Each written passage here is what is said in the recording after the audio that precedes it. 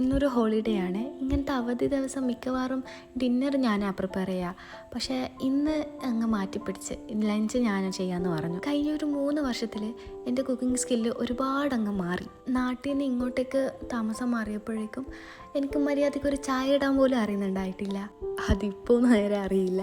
എന്താണെന്നറിയില്ല, എൻ്റെ ചായ എപ്പോഴും ഒരു പേടി സ്വപ്നം എൻ്റെ വീട്ടുകാർക്ക്. ഞാനിനി എത്ര നന്നായിട്ട് ഇട്ട് തരാമെന്ന് പറഞ്ഞാലും അവരെൻ്റെ ചായ കുടിക്കൂല, വേണ്ടെന്ന് പറയും. ഈ ചായയുടെ കാര്യത്തിൽ എന്നെപ്പോലെ ആരെങ്കിലും ഉണ്ടെങ്കിൽ ഒന്ന് പറയണേ. ഇനി എനിക്ക് മാത്രമാണോ ഇങ്ങനെയൊക്കെ ഒന്ന് മനസ്സിലാക്കി വെക്കാൻ?